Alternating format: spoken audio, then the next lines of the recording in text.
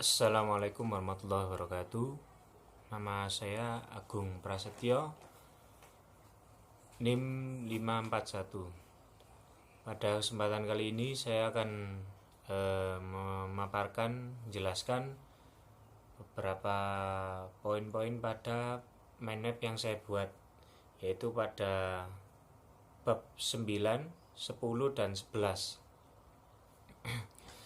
Maka dengan itu saya mulai saja, yaitu pada bab ke-9 terlebih dahulu, yaitu berakhirnya perikatan. Dari map yang saya buat ini ya, mungkin tidak kurang terlalu jelas, mungkin nanti akan saya tambahkan fotonya pada video. Berakhirnya perikatan pada 9. Berakhirnya perikatan yaitu terdapat poin-poin yang akan saya jelaskan.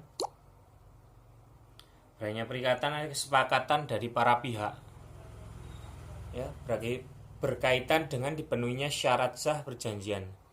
Apabila tidak terpenuhi maka batal dan telah diatur dalam pasal 1320 sampai 1337 KUH Perdata.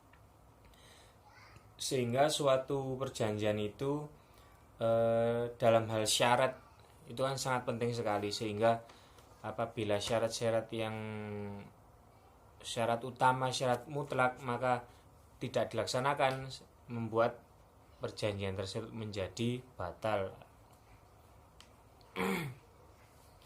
Selanjutnya adalah tercapainya suatu perjanjian, yaitu jika telah tercapainya dalam suatu perjanjian dalam perikatan, maka hubungan hukum antara kedua belah pihak atau antara debitur dengan kreditur, maka tidak ada tuntutan dari para kedua belah pihak telah memenuhi kewajibannya. Untuk itu yang dari undang-undang berakhirnya perikatan karena undang-undang sebagai berikut, yaitu adanya konsegrasi, musnahnya barang terutang, dan suatu kadaluarsa. Terkait dengan putusan hakim, gugatan pembatalan diajukan salah satu pihak yang disebabkan karena tidak terpenuhi syarat-syarat subjektif syahnya suatu kontrak terdapat dalam pasal 1320 dan ayat 1 dan ayat 2, akibat adanya cacat kehendak atau karena ketidakcakapan serta adanya salah satu pihak yang ditempatkan dalam pengampuan atau dalam kepailitan. Seperti itu ya. Lalu kita lanjut ke macam-macamnya, yaitu perikatan hapus ya. Di sini perikatan hapus ada 9, semua tercantum dalam pasal 1381 KUH Perdata. Ada pembayaran, penawaran pembayaran tunai diikuti dengan penyimpanan atau penitipan, pembaharuan hutang, perjumpaan hutang atau kompensasi, percampuran hutang, musnahnya barang yang terutang, batal atau pembatalan, berlakunya syarat batal, ada yang terakhir ada lewatnya batas waktu tenggang. Maka yang di sini akan saya jelaskan terkait dengan yang pertama dulu, yaitu pembayaran ya. Yang dimaksudkan dalam undang-undang dengan perkataan pembayarannya adalah pelaksanaan atau pemenuhan tiap perjanjian secara sukarela ya. Artinya tidak dengan paksaan atau eksekusi. Jadi perkataan pembayaran itu oleh undang-undang tidak melulu tujukan untuk penyerahan uang saja. Pembayaran itu bisa dilakukan dengan penyerahan barang, sehingga serah terima barang itu bisa kita sebut juga dengan pembayaran.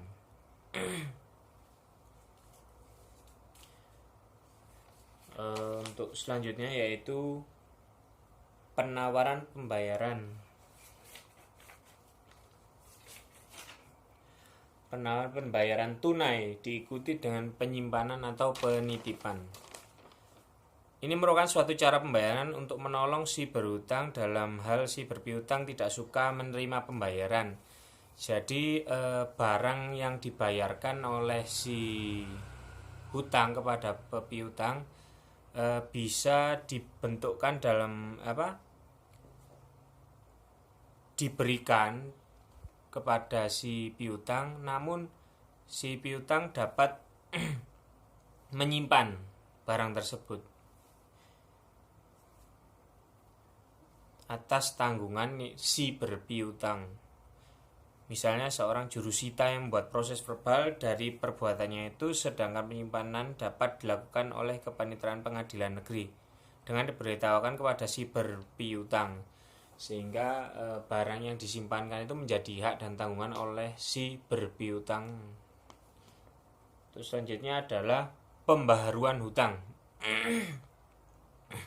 Pembaharuan hutang merupakan suatu perbuatan perjanjian baru yang menghapuskan perikatan lama dan menggantikan dengan perikatan yang baru. Menurut pasal 1415 KUHP, kehendak untuk mengadakan suatu pembayaran hutang itu harus ternyata secara jelas dari perbuatan para pihak. Oke, untuk selanjutnya perjumpaan utang atau kompensasi merupakan jika seorang yang berhutang punya suatu piutang pada si berpiutang, sehingga dua orang itu sama-sama berhak untuk menagih piutang satu kepada yang lainnya, maka hutang piutang antara kedua orang itu dapat diperhitungkan untuk suatu jumlah yang sama. Menurut pasal 1426 perhitungan itu terjadi dengan sendirinya, artinya tidak perlu para pihak menuntut ditiadakannya perhitungan itu. Jadi antara kedua belah pihak ini sama-sama memiliki hutang di antara keduanya, sehingga untuk mencapai suatu kesepakatan dalam keadilan untuk pemenuhan terhadap hutang, maka dapat dicapai dengan kesepakatan sendiri secara bebas ya. Jadi tidak ada pengaturan yang lebih jelas. Jadi tidak sampai diadakannya pengaduan-pengaduan terhadap kelalaian-kelalaian yang mungkin bisa terjadi di antara kedua belah pihak tersebut. Selanjutnya adalah percampuran hutang. Ini terjadi misalnya si berhutang kawin dalam percampuran kekayaan dengan si berpiutang, ya. Dan jika si berhutang menggantikan hak si berpiutang karena menjadi warisnya, ataupun sebaliknya,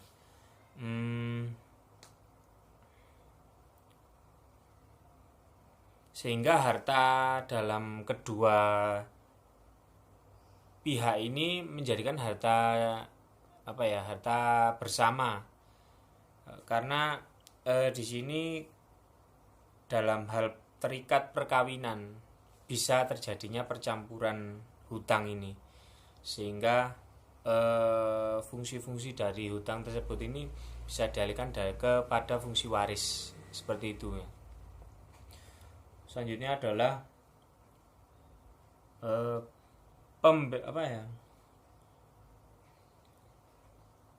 musnahnya barang yang dihutangkan.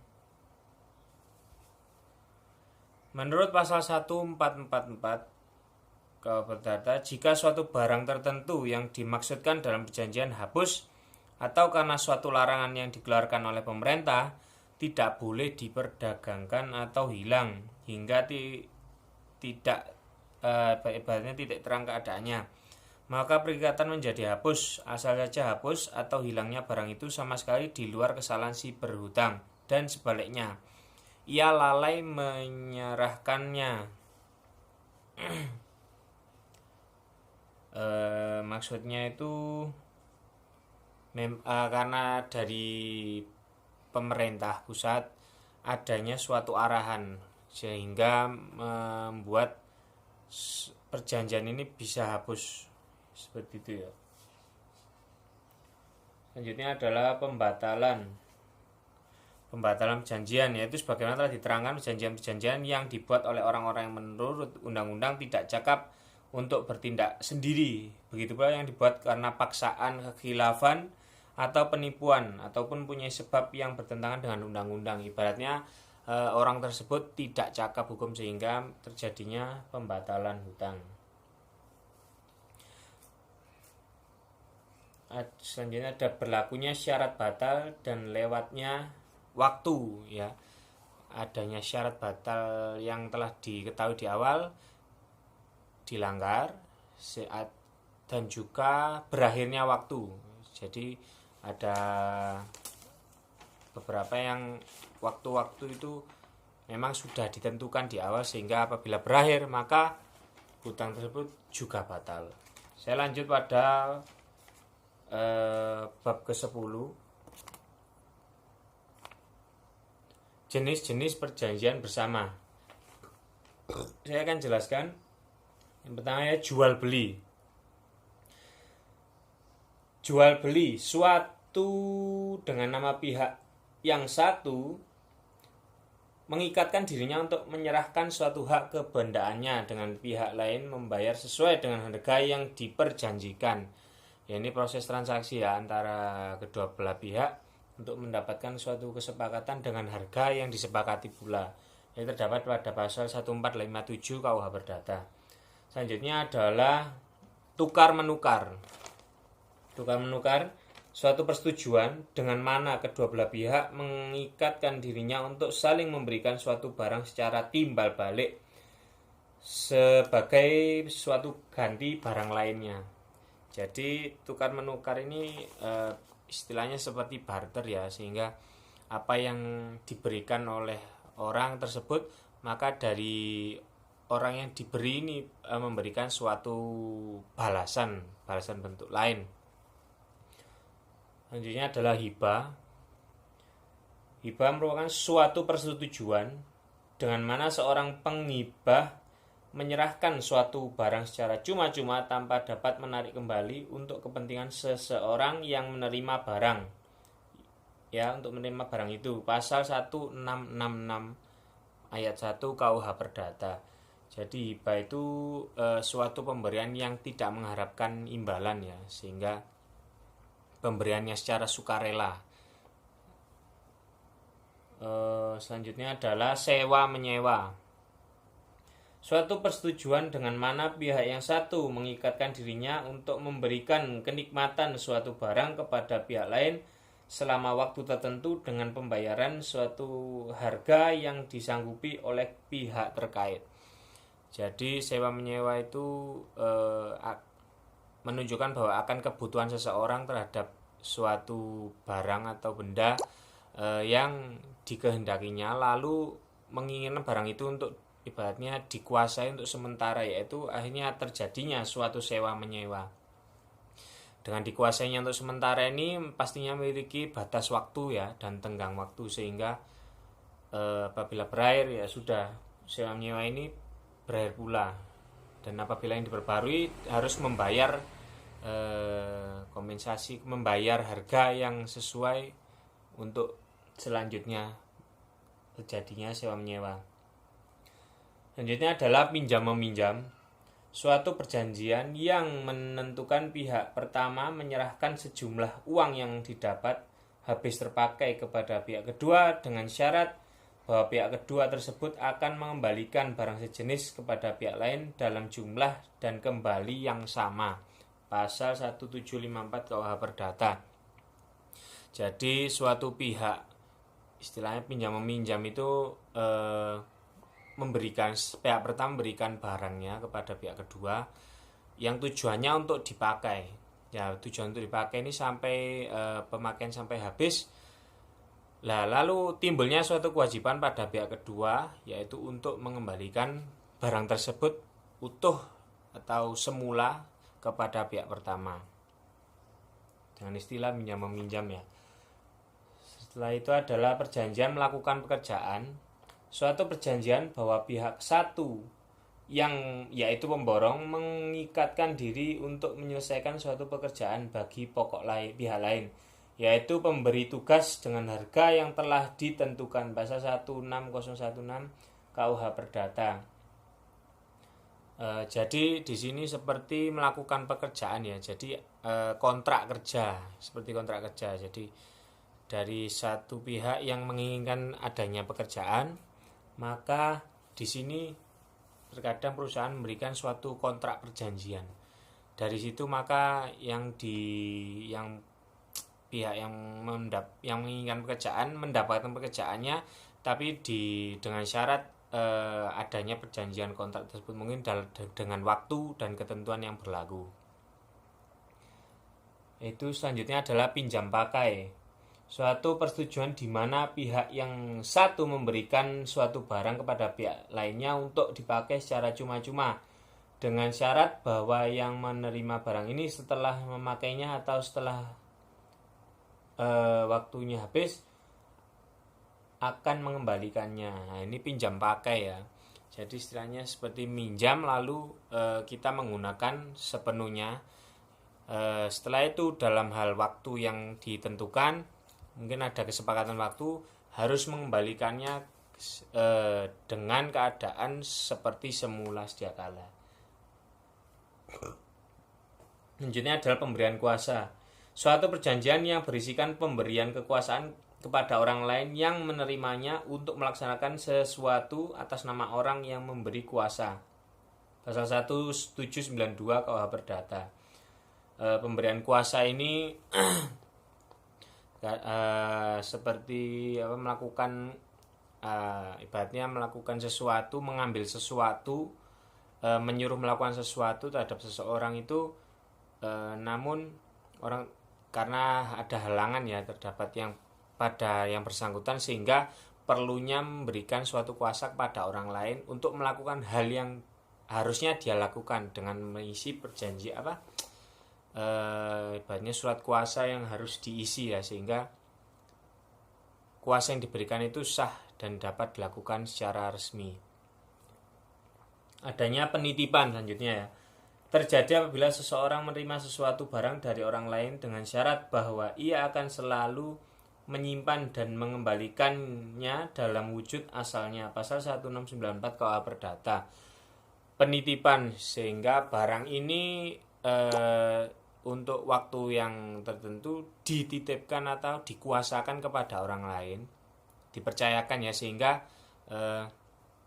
barang ini harus sebagai amanah sebetulnya disimpan oleh orang yang dititipi, sehingga nanti apabila dikehendaki oleh yang pemiliknya harus dikembalikannya. Selanjutnya adalah penawaran suatu persetujuan yang berisi bahwa dengan menyerahkan, menjanjikan atas ataupun menekankan suatu barang, kedua belah pihak mengakhiri suatu perkara yang sedang diperiksa pengadilan atau mencegah timbulnya suatu perkara. Pasal 1851 KUH Perdata, yaitu perdamaian ya. Bentuk-bentuk kompensasi apabila dari kedua belah pihak ini ada konflik, sehingga perlunya untuk mencegah timbulnya perkara di pengadilan, maka antara kedua belah ini kekeluargaan istilahnya menyelesaikan suatu masalahnya. Selanjutnya adalah pinjam meminjam.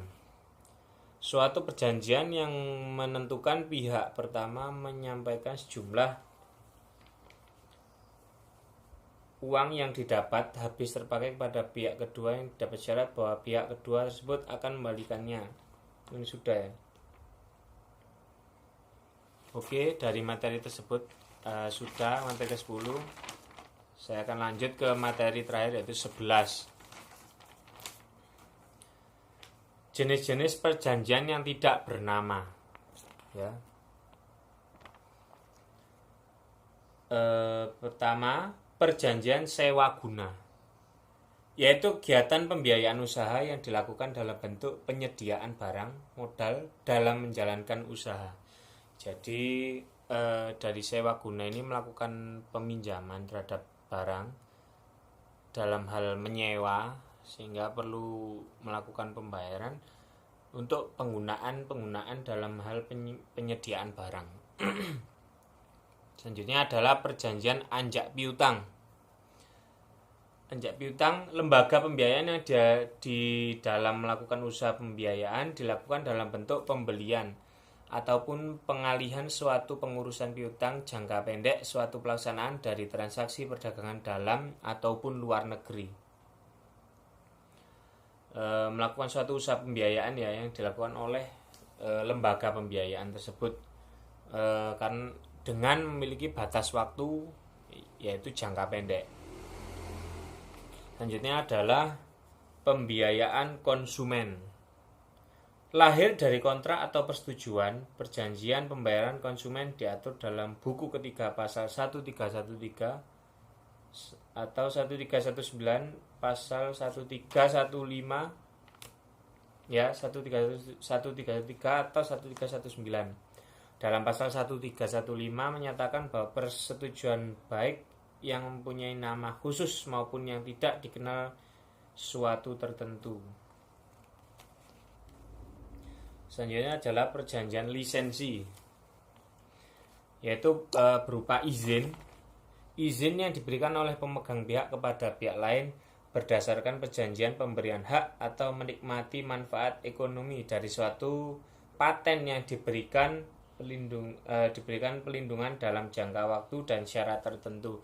Jadi perjanjian lisensi ini seperti kita mengurus sesuatu itu dalam hal izin ya. Jadi apa karya atau hak yang kita punya ini kita laporkan untuk mendapatkan izin tersebut, sehingga dari izin tersebut maka kita dapat memanfaatkan apa yang kita izinkan tersebut dan untuk mengambil manfaat dari ekonomi, dari hak suatu paten kita untuk diberikan perlindungan dalam jangka waktu tertentu dan syarat tertentu. Selanjutnya adalah perjanjian sewa beli. Yang pertama adalah penyewa membayar sewa yang telah disepakati secara angsuran menerima benda untuk dinikmati. Lalu penyewa membayar angsuran sewa terakhir berubah status menjadi pembeli dan memperoleh hak milik atas benda. Selanjutnya adalah perjanjian waralaba. Waralaba yaitu berupa dokumen krusial sebagai terwaralaba maupun franchisor. Jenis yang terakhir yang tidak bernama yaitu perjanjian BOT. Merupakan bentuk perjanjian kerjasama yang dilakukan antara pemegang hak atas tanah dengan investor, yang menyatakan bahwa pemegang hak atas tanah memberikan hak kepada investor untuk mendirikan bangunan selama perjanjian BOT. Sehingga perjanjian ini perjanjian kerjasama ya, pemegang hak dengan investor, sehingga investor ini melakukan perjanjian dapat melakukan mendirikan bangunan. Intinya mendirikan bangunan dengan perjanjian bersama dengan